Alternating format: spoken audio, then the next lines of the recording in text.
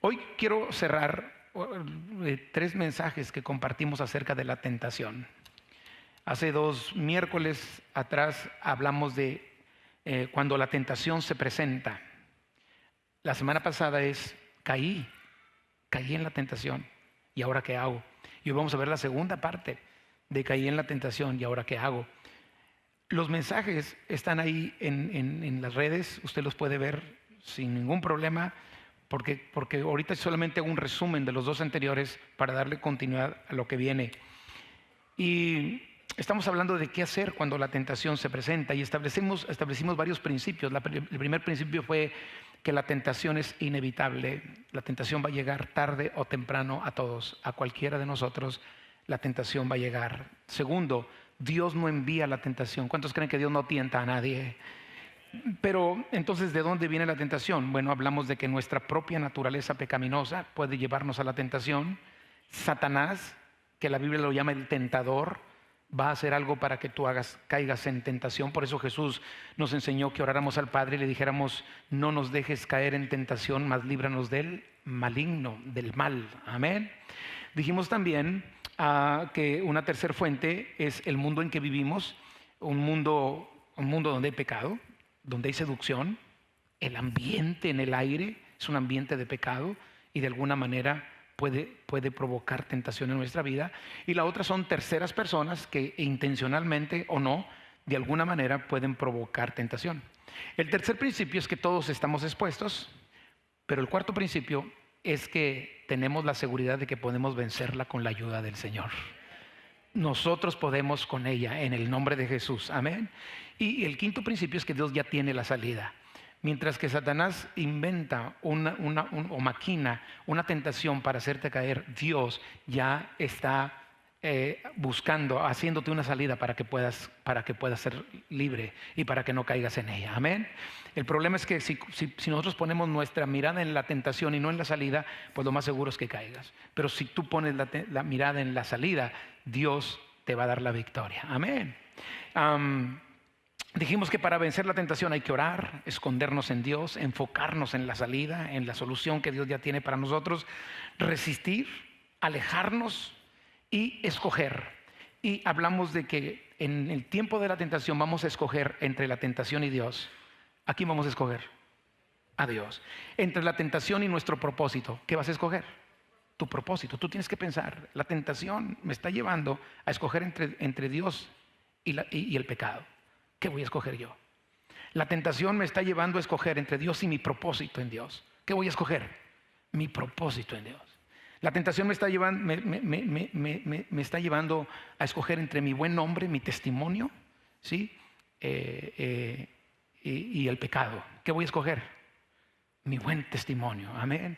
La tentación al pecado me está llevando a escoger entre la maldición y la bendición. ¿Qué vamos a escoger? La bendición. La tentación puede llevarte al grado de que escojas entre el pecado y tu familia. ¿A quién vas a escoger? Hay gente que ha cedido a la tentación y ha perdido su familia. La tentación va a llevarte a escoger entre el pecado y tu vida, tu propia vida, tu vida eterna e incluso tu vida biológica, tu vida natural. ¿Qué vamos a escoger? La vida. Amén. Y el segundo mensaje, que fue la semana pasada, hablamos de caí en la tentación y ahora qué. Y establecimos que gracias a Dios que en la cruz del Calvario Cristo pagó por todos nuestros pecados y que no hay pecado que no tenga solución. Todo pecado, por muy grande que sea, tiene solución. Amén. Pero para que haya solución necesitamos actuar correctamente. ¿Y qué es actuar correctamente cuando caí? Arrepentirme. Arrepentimiento. Arrepentimiento y confesión de pecados. Si no hay arrepentimiento, el pecado se hace más grave. No hay solución. La solución se llama el arrepentimiento. Amén. Y a veces tenemos que tener mucho cuidado porque a veces confundimos arrepentimiento con temor al que dirán. No es lo mismo. Tener temor al que dirán no quiere decir que hay arrepentimiento. A veces confundimos arrepentimiento con solo un cargo de conciencia. Tener un cargo de conciencia no significa tener un verdadero arrepentimiento. A veces confundimos arrepentimiento con miedo a ser descubierto, temor a que me cachen. No, una cosa es el temor a que te cachen y otra cosa es el verdadero arrepentimiento. A veces se confunde entre arrepentimiento y miedo a las consecuencias. No, una cosa es el miedo a las consecuencias y otra cosa es el arrepentimiento. Porque cuando pase el miedo a las consecuencias vas a seguir haciendo lo mismo. También tenemos que tener cuidado de no confundir arrepentimiento con preocupación por lo que pueda suceder más adelante. No confundamos arrepentimiento con temor al que dirán. Y no confundamos arrepentimiento contra el temor a perder imagen o una posición ante terceras personas. Dejamos establecido con dos historias, la de Saúl y de David. ¿Cuántos se acuerdan de ello? Y si no se acuerdan, es que no vinieron. Y si no vinieron, ahí está en las redes, ¿ok? Dijimos en esas dos historias, llegamos a esta conclusión. El autoengaño es un gran impedimento para el verdadero arrepentimiento. Saúl no fue perdonado porque se autoengañó. Él dijo, yo he cumplido con Dios, y no era cierto. Él pensó que había cumplido, pero no era cierto. La falta de responsabilidad ante el pecado o ante la falta es un gran impedimento para el verdadero arrepentimiento. ¿Qué dijo Saúl? Yo cumplí, el pueblo falló y no se hizo responsable. Querer ganar el favor de terceros antes de anhelar el favor de Dios, o querer ganar el perdón de terceros antes que ganar el perdón de Dios, es un gran impedimento para el verdadero arrepentimiento. Pero el reconocimiento de la maldad y la rebelión es un gran paso para el verdadero arrepentimiento. Cuando lo reconocemos. David reconoció su maldad, reconoció su rebelión y Dios lo perdonó. El reconocimiento de la necesidad de misericordia y perdón por parte de Dios es un gran paso para el verdadero arrepentimiento. El reconocimiento de que el pecado fue contra Dios antes que contra el hombre es un gran paso para el verdadero arrepentimiento. Sentirnos sucios, se vale. Sentirnos sucios, culpables por haber fallado, es un gran paso para el verdadero arrepentimiento. Valorar el gozo perdido a causa de la falta es un gran paso para el verdadero arrepentimiento. El temor a perder la presencia de Dios. David decía, no me eches de delante de ti, Señor, y no quites de mí tu Santo Espíritu. El temor a perder la presencia de Dios es un gran paso para el verdadero arrepentimiento. La convicción de la necesidad de corregir, de abandonar el pecado, de no seguirlo consecuentando más, es un gran paso para el verdadero arrepentimiento. Eso está en 2 sermones de 40 minutos, de 40 a 50 más o menos. Escúchenlos, porque hoy quiero compartirle de formas equivocadas de reaccionar cuando pecamos. Ya dijimos que qué es lo bueno que hay que hacer. Diga conmigo, arrepentimiento y confesión. Aceptar la responsabilidad y todo lo que le he compartido hasta ahorita. Pero ¿cuáles son las formas equivocadas de reaccionar cuando pecamos? Yo en lo personal he visto que cuando la gente reacciona correctamente, como David reaccionó, Dios lo perdonó y lo restauró. Pero he visto lamentablemente personas que no han reaccionado correctamente y no fueron restauradas. Y están apartadas del camino o están frías en las cosas de Dios. Así es de que qué importante es actuar correctamente. Y hay algunas maneras equivocadas de actuar. Y le voy a decir así varias, así rapidito. Número 1, la negación del pecado. Negar el pecado. Hay quienes niegan que existe el pecado en sus vidas. Ahora, para esto nosotros necesitamos determinar qué es lo que es pecado. ¿Qué es pecado? Toda transgresión a las leyes de Dios, toda desobediencia a Dios, todo aquello que ofende a Dios, todo aquello que daña al prójimo, todo aquello que te daña a ti mismo, todo aquello que haces que daña a los que amas. Transgresión, transgredir las leyes de Dios es pecado. El problema es que hoy la gente, mucha gente, incluso en el círculo cristiano, ya su parámetro y su estándar de comportamiento no es la palabra de Dios, es su propia opinión. Son sus propios razonamientos. Es que yo pienso, tengo 2 mujeres, pero yo pienso que estoy bien. Eso es lo que tú piensas, pero aquí Dios dice que es adulterio. Es que yo soy como Robin Hood, le quito a los ricos para darle a los pobres. Eso es lo que tú piensas, pero aquí dice que es robo. Aleluya. ¿Sí me estoy explicando? Por eso dice la palabra de Dios en Proverbios 3, no seas sabio en tu propia opinión. Y no confíes en tu propia prudencia. Entonces, hoy hay gente que está negando el pecado porque su parámetro a seguir en la vida no es Dios y su palabra. Y sus propios razonamientos le dicen que él está bien. Y empezamos a hacer cosas que tratan de justificar lo que no es justificable. Es que para mí, yo pienso que para mí no es pecado. Es que no creo que sea pecado. Entonces usted y yo necesitamos saber cómo Dios ve lo que hacemos y que realmente nos importe la forma en que Dios lo ve. Porque si negamos el pecado, ¿cómo lo solucionamos? Si negamos el pecado, ¿cómo lo confesamos si nos arrepentimos?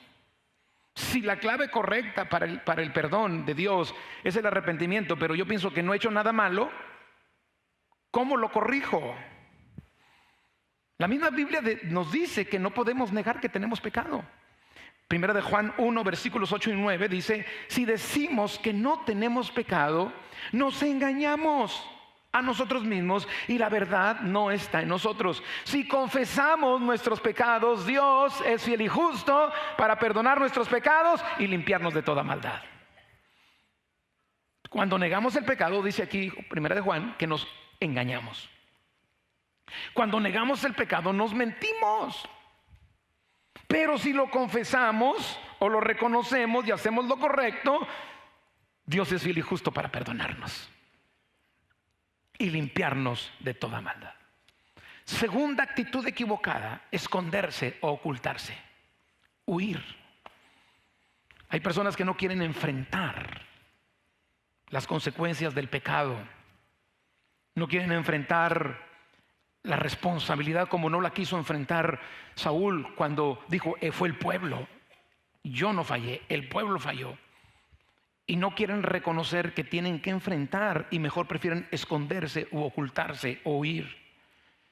Entonces hay quienes cuando pecan, en lugar de enfrentar el pecado, tienden a esconderse. Pero la pregunta es: ¿te podrás esconder de Dios?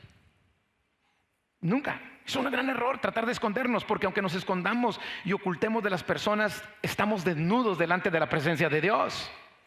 ¿Sabe cuál fue la reacción del primer hombre cuando pecó? Esconderse.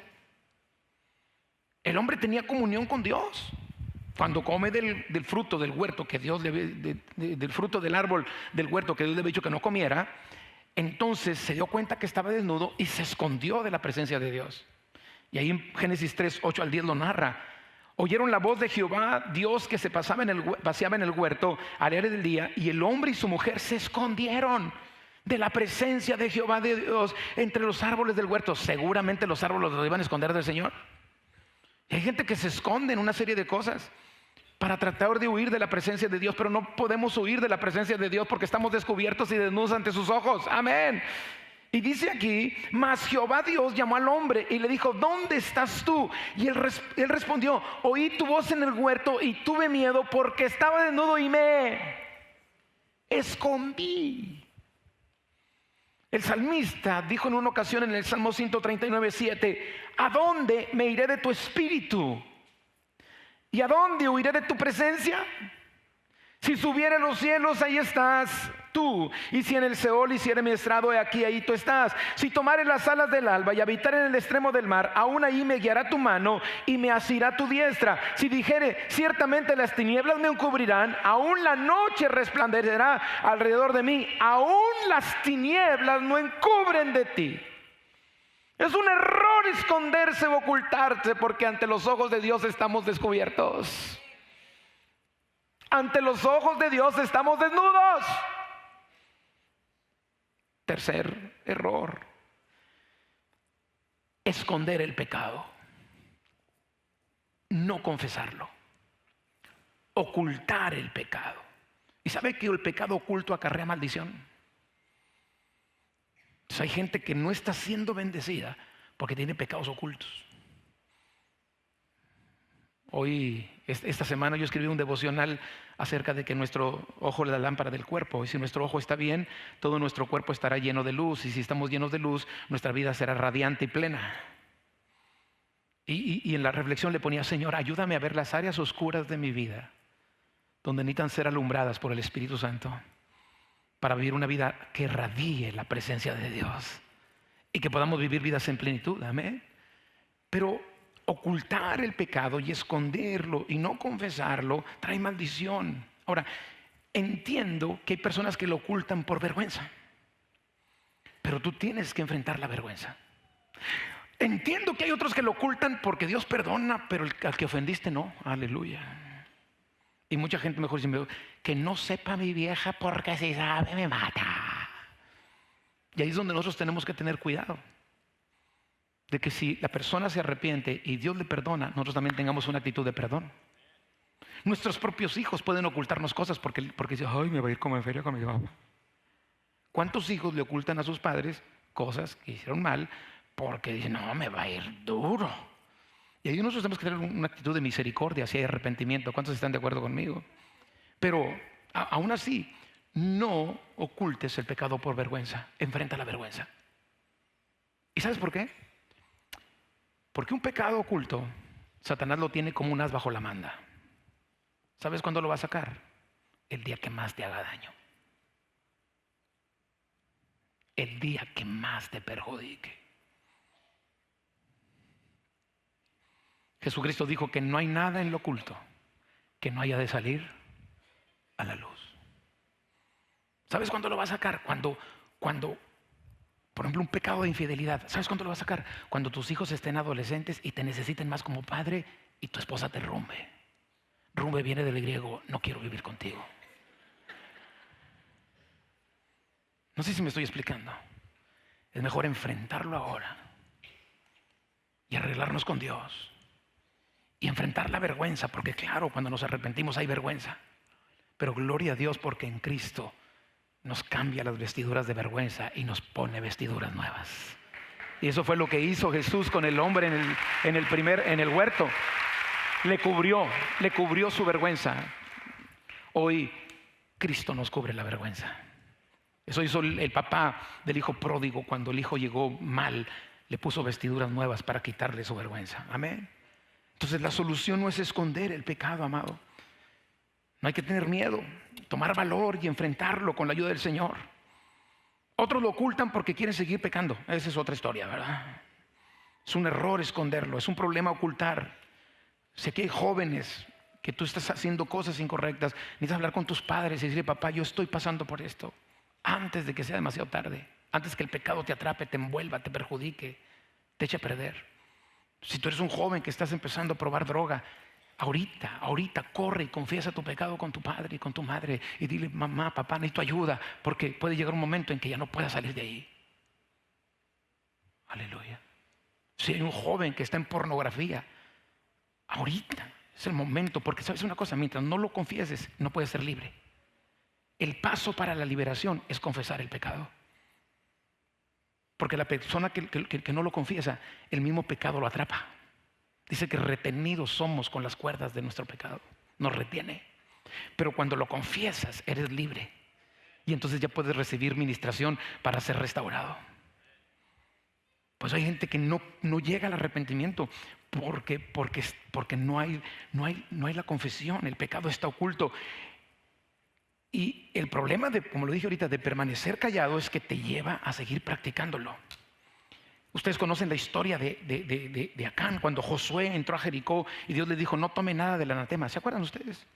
Y un hombre llamado Acán tomó de los despojos y los escondió en su tienda. Y Dios trajo, después quisieron pelear contra otra ciudad que se llamaba Jai, y era una ciudad más pequeña. Y dijeron, no, hombre, con 3,000 hombres los acabamos.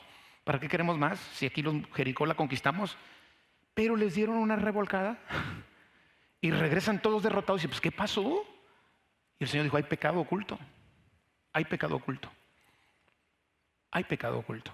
Y entonces ahí Dios les dio la estrategia para descubrir y salió que Acán había tomado algunas cosas, a un manto babilónico y unas piezas ahí de oro y las había escondido y dijo, por ese pecado oculto.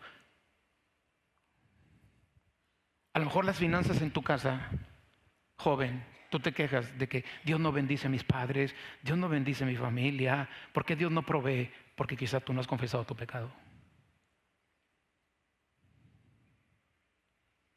Padre, esto no lo dije en la primera reunión. Algo les conoce el Señor a algunos.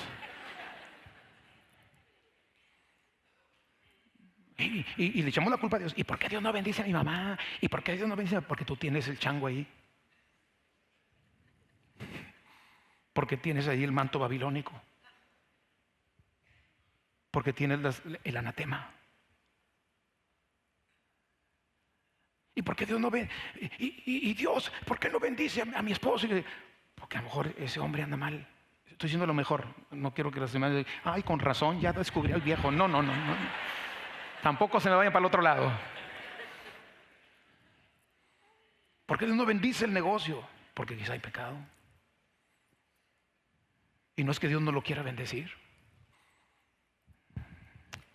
Ay, Señor. Acán trajo muerte sobre su vida y su familia porque ocultó el producto de su pecado. Proverbios 28:13 dice, el que encubre su pecado no prosperará. Pero el que lo confiesa y se aparta alcanzará misericordia del Señor. Primera de Juan 1:9 dice, si confesamos nuestros pecados, si no los dejamos ocultos, Él es fiel y justo para perdonar nuestros pecados. Santiago dice, confiesen sus pecados unos a otros para que sean sanados. La oración eficaz del justo puede mucho. Mire lo que sucedió en David cuando escondió su pecado. Salmo 32:3-5. Mientras callé, se envejecieron mis huesos en mi gemir todo el día, porque de día y de noche se agravó sobre mí tu mano. Se volvió mi verdor en sequedades de verano. Mi pecado te declaré y no encubrí mi iniquidad. Dijo, lo saqué, no lo escondí. Dije, confesaré mis transgresiones a Jehová y tú perdonaste la maldad de mi pecado. El ocultar el pecado hace que se consuma el cuerpo. Pecado oculto trae enfermedades biológicas. Dice David, se envejecieron mis huesos. Tú puedes tener 30 años y tienes un pecado oculto, vas a parecer de 50.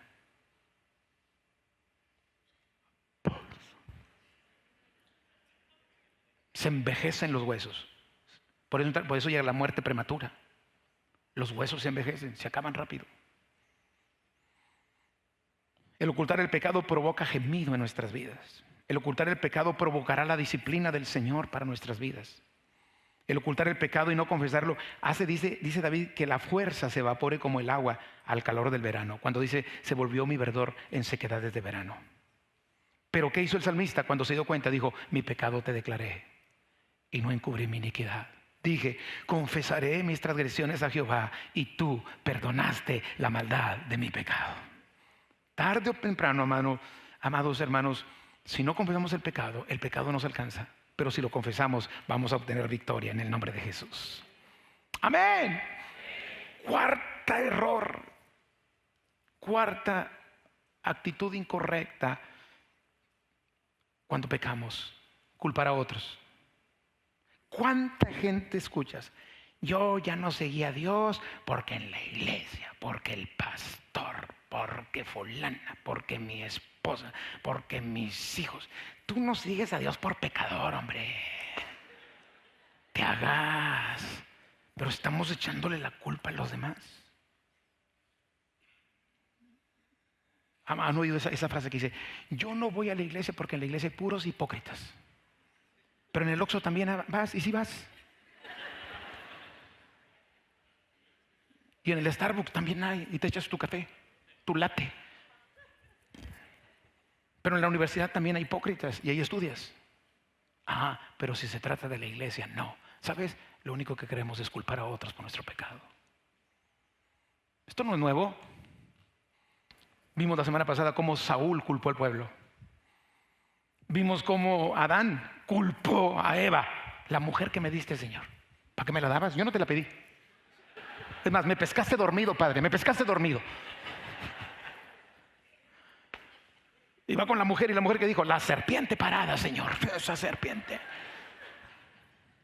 Y total, mientras tengamos a alguien a quien echarle la culpa, no reconocemos el pecado. Y si no reconocemos el pecado, no hay arrepentimiento. Y si no hay arrepentimiento, no hay confesión. Y si no hay confesión, no hay perdón. No hay restauración.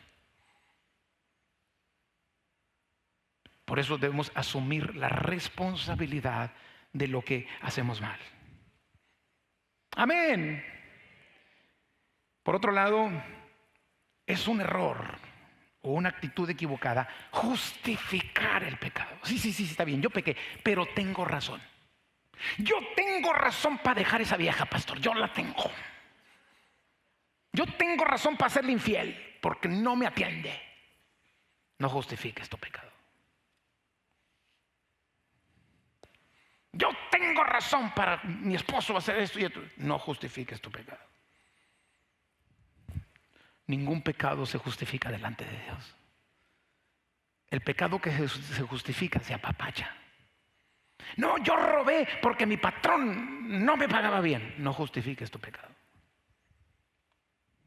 Si no te trataba bien, te hubiera salido.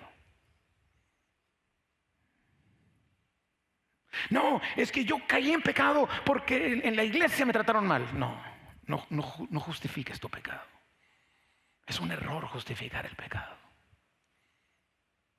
Y yo no dudo que haya situaciones que de alguna manera afecten nuestras vidas, pero ante Dios no se justifica el pecado. Y es un error. Es un error tratar de justificar lo que no puede ser justificado. Job, capítulo 9, versículo 2. Bueno, David cuando una de las cosas que le valió para el perdón de Dios fue que él no culpó a nadie y no justificó su pecado. Dijo: Señor, tú eres recto y yo soy malo. Señor, tú eres justo y yo soy injusto. Y no anduvo diciendo, bueno, es que Señor, yo pequé. Mira, es que sabes qué, Señor, mira, yo me levanté, era en la tarde, pues yo salí y me asomé por la azotea y ahí estaba Betsy, Señor. O sea, ¿para qué se pone? ¿Para qué se pone? ¿Para qué se pone? No lo justificó. Él dijo: yo contra ti, solo contra ti he pecado. Y dijo: tú eres recto y yo soy sucio. Y no culpó a nadie, absolutamente a nadie. E incluso llega un momento en que dice: Señor, queda demostrado que tú tienes razón en lo que dices y que tu juicio contra mí es justo, que yo me merezco todo tu juicio sobre mi vida, pero gracias, Señor, porque tú me perdonas. La puerta no es justificar el pecado. Job capítulo 9 versículo 2 hace una pregunta y dice: ¿cómo se justificará el hombre con Dios? ¿Cómo? No hay manera. Salmo 143, 2 dice que no se justificará delante de ti ningún ser humano. No hay manera. Romanos 3:23 nos dice: por cuanto todos pecamos y estamos destituidos de la gloria de Dios. Pero hay otro error. Otro error es caer en condenación y pensar que ya no hay perdón. ¿Está bien? No lo vamos a negar. No vamos a negar el pecado. ¿Está bien? No nos vamos a ocultar. ¿Está bien? No nos vamos a esconder porque son actitudes incorrectas. ¿Está bien? No voy a culpar a otros del pecado que yo he cometido. ¿Está bien? No voy a justificar el pecado. Pero ahora, cuando ya tú hagas eso, ahora cuídate de lo siguiente, porque Satanás te tenderá esta trampa. Cae en condenación y piensa que no hay perdón. Entonces, una persona que cae en condenación y piensa que no puede ser perdonada, pues ¿cómo se restaura? Creer las mentiras del diablo de que nunca vas a poder estar bien delante de Dios, que por tu debilidad nunca podrás sostenerte ante el pecado. Yo te tengo buenas noticias. Si tú caíste y no estás justificando y no estás culpando y estás tomando la actitud correcta y te estás arrepintiendo delante del Señor, te tengo una buena noticia. Dice Romanos 3:25 que hemos sido justificados gratuitamente por su gracia, mediante la redención que es en Cristo Jesús. Si hay arrepentimiento y estamos haciendo lo correcto y no nos estamos escondiendo y no estamos escondiendo el pecado y no lo estamos justificando y no estamos culpando a otros y no lo estamos negando, pues ahora tampoco le creamos las mentiras al diablo de que no tenemos perdón, porque en Cristo hay perdón. Yo estoy seguro, lo dije la semana pasada, si Judas se hubiese arrepentido, Cristo lo hubiera perdonado. Pero cayó en la trampa, porque cuando ya tú haces todo lo correcto, ahora el diablo va a lanzar la otra. no mereces perdón. Y la verdad es que en el fondo no lo merecemos. Pero por eso la salvación es por gracia. Porque Dios nos da lo que no merecemos. Y por su misericordia no nos da lo que merecemos. Merecemos la muerte, el pecado. La paga del pecado es muerte. Pero por gracia Dios nos da lo que no merecemos. Su amor incondicional, su perdón, una nueva oportunidad, un nuevo comienzo en nuestra vida, una nueva criatura. Las cosas viejas van a pasar y de aquí en adelante todas serán hechas nuevas. Naceremos de nuevo y comenzaremos un nuevo comienzo con la ayuda del Señor. No le crean las mentiras al diablo de que no hay perdón. Recuerde que el enemigo es un acusador.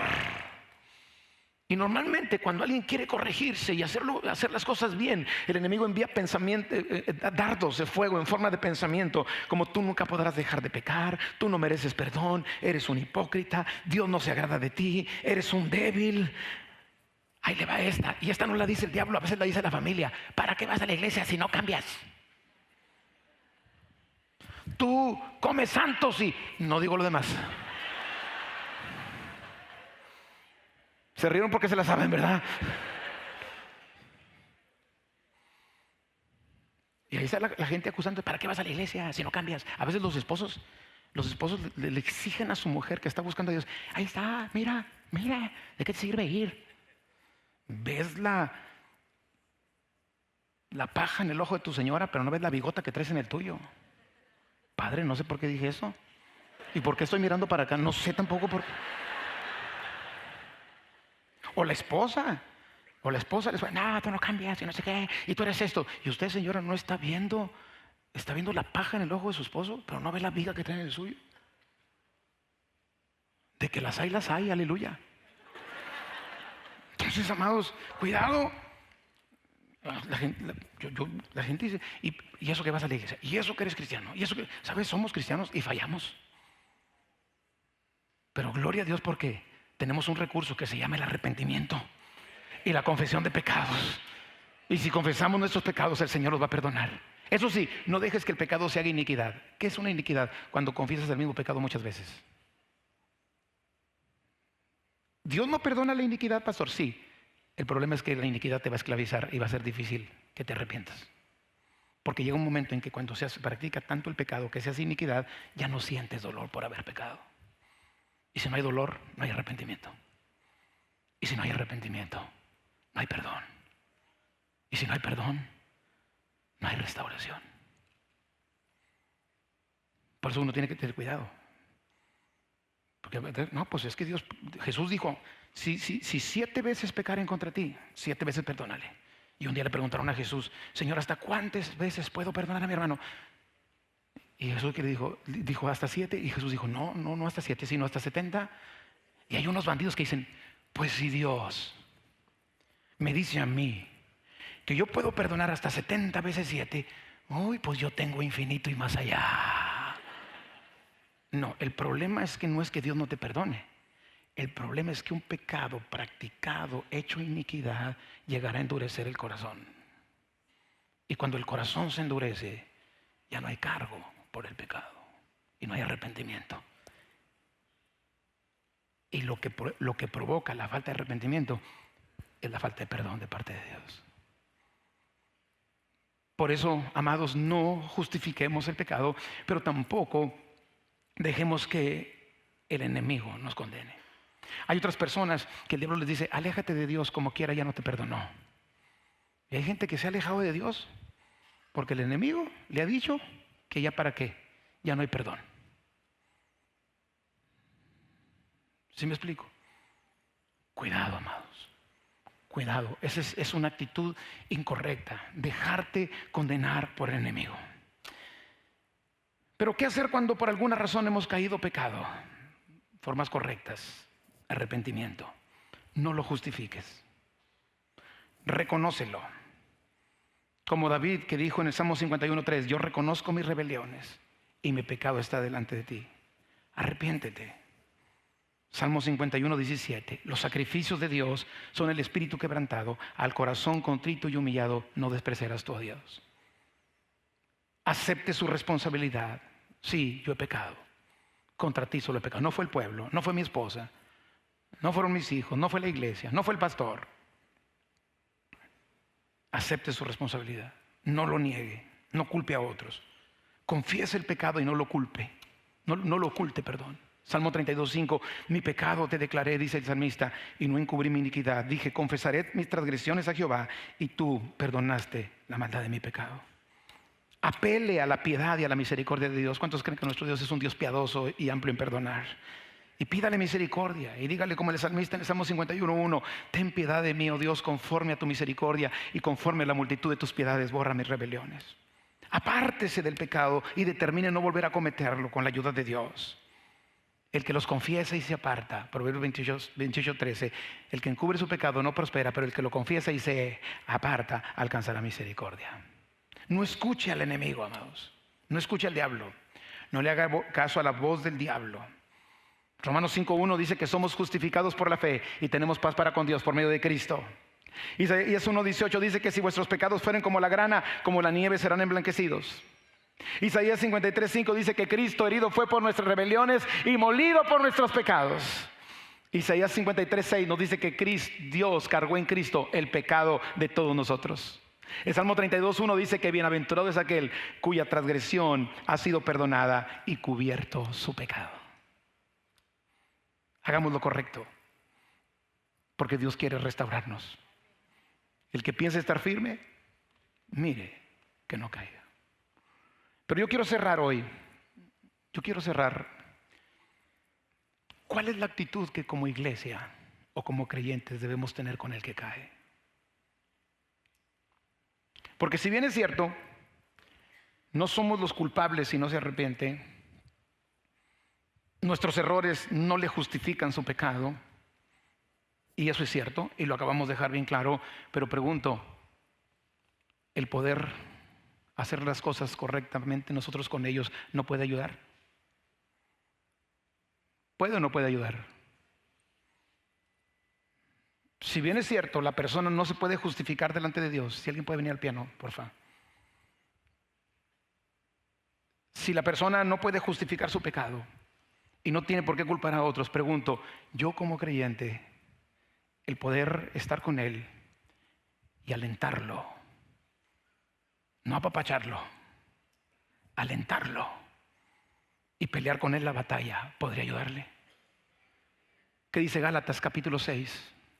Hermanos, si alguno fuese sorprendido en alguna falta, vosotros que sois espirituales, restauradle con un espíritu de mansedumbre, considerándote a ti mismo, no sea que tú también seas tentado. Creo firmemente que el comportamiento nuestro, aunque no es justificación para el pecado, pero un comportamiento nuestro puede ayudar mucho en la restauración del que cae. ¿Lo puede creer o no lo puede creer? Puede ayudar mucho. Entonces, en lugar de tener una actitud de condenación y de juicio, podemos tener una actitud de misericordia y de amor. Ahora, a veces la gente dice, no, es que le estás apapachando su pecado. No, el pecado es pecado y el pecado no se apapacha. Pero si la persona tiene disposición de arrepentimiento, nosotros que somos espirituales vamos a restaurarle con un espíritu de mansedumbre. No, es que tiene que sufrir las disciplinas. Las disciplinas las pone el Señor. Nosotros lo que hacemos es restaurar. Amén. ¿Sabe? La disciplina de la iglesia no debe ser un castigo, sino debe ser un tiempo para que la persona sea restaurada. Entonces, alguien que está ministrando en el altar y comete un error, no puede seguir ministrando. O alguien que está de ujier, o alguien que está predicando, no puede hacerlo, pero no por castigo, sino porque no está en condiciones, está herido, está lastimado y además necesita restauración. ¿Están conmigo? Y entonces nosotros le vamos a restaurar, pero no a castigar, porque el único que puede castigar, el único que es justo para emitir un castigo, es el Señor. Entonces, ¿qué tenemos que hacer nosotros como iglesia? Perdonarle, restaurarle. No, pero es que le están apapachando el pecado. No, el pecado se dice. Y duros contra el pecado. Pero si la persona se arrepiente y Dios le perdona, ¿por qué nosotros no podemos perdonarle? Si tu hijo peca contra ti, como buen cristiano, ¿qué vas a hacer? Perdonarle. No le vas a celebrar que pecó. No, no es celebración. Pero podemos tener una actitud de amor para ellos. Y decirle: Señor, así como tú me perdonaste a mí, yo también puedo perdonar a mi hermano. Y en eso se muestra el amor en la iglesia. Pero ¿qué es lo que pasa hoy? La gente celebra cuando un cristiano cae. Es más, hay cristianos que celebran cuando un cristiano cae. De repente vimos de un predicador, de un predicador famoso que cayó. Ahí está, ya era hora, ya se le descubrió a su hipocresía. En lugar de caer de rodillas y decirle: Señor, ten misericordia.